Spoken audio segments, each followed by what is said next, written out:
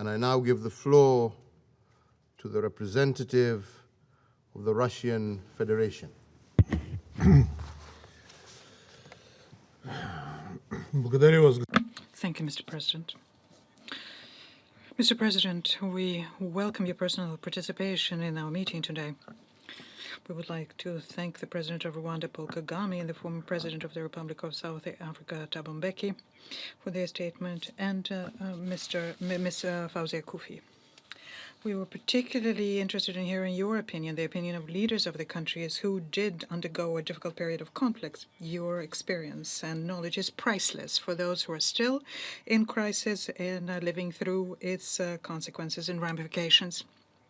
We're also grateful to the Secretary General, Antonio Guterres, for the assessments that he voiced.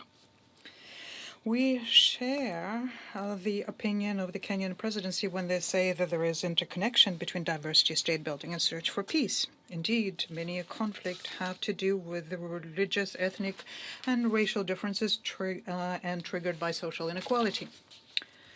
On the African continent, unfortunately, there are still many such conflict points. And we think that there are objective historic reasons for that. As a result of the colonial past, which was a particularly hard one in Africa, what was upset was a natural historic process through which states are formed, borders were randomly drawn, and many peoples turned out to be divided or randomly grouped together in a state. And we see this kind of policy, as well as an implantation of foreign languages and customs, could only foster interreligious and interethnic conflicts. Some colonial empires intentionally left behind artificial lines of division, hoping to keep their influence in the spirit of divide and conquer. And this was also accompanied, and is still being accompanied, by the economic exploitation of some regions. Now, this was not helpful in creating, in many countries, over truly cohesive societies unified by their common history and culture, or strong states which are a gauge for conflict prevention and settlement of differences. Unfortunately, today, with many now sovereign states, what they see is being imposed on them specific models of socio-political organization. And when they show their independence where they violate certain rules, what is being used is unilateral sanctions, trade wars, and even sometimes even forcible regime changes.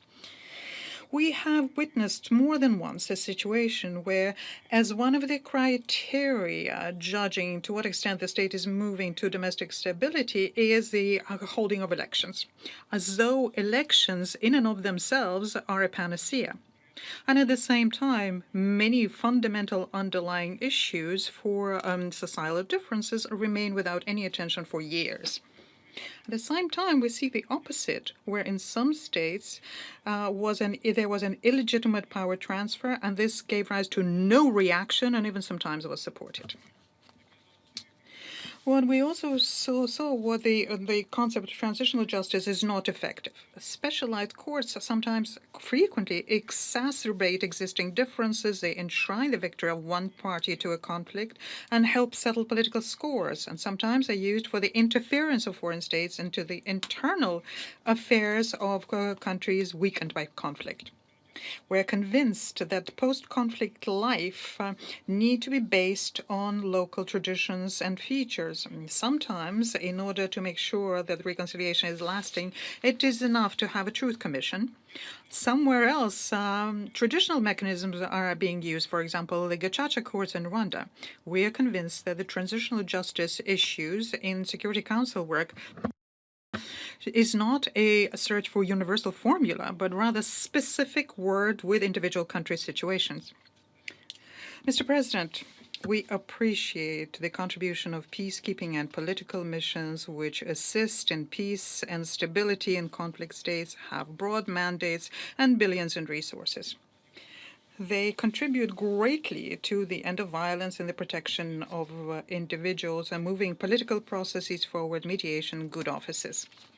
But this cannot replace national political decisions and building states on a basis of a country's own interests and priorities. What is needed is a thought-out national policy strategy based on civic patriotism.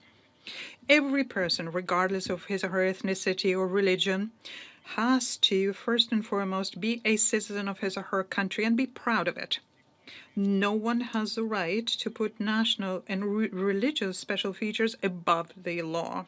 But at the same time, the laws of a country themselves should take into account national and religious characteristics.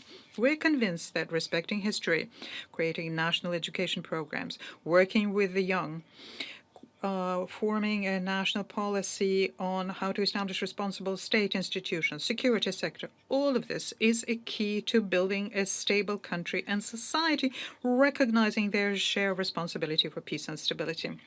As a result of this, you will inevitably end up with national identity, which takes into account the diversity of social groups, of cultural and civilization values, and the historic characteristics of the society.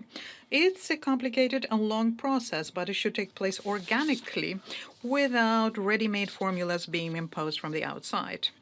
What I am saying is not mentoring at all, because Russia herself is a multinational and multi-religious state which has seen difficult periods in its history. And we respect the right of every nation to choose their own development pathway. And we stand ready to share our unique and vast experience of peaceful coexistence amongst various civilizations, religions, and cultures. We support countries striving to ensure the well-being and safety of their people using their own means with assistance from their neighbors and regional integration bodies. We note in particular the efforts made by the African Union and countries on the continent to build an inclusive and diverse African society which remains unified in their common history and culture of mankind. I thank you. I thank the representative of the Russian Federation for his statement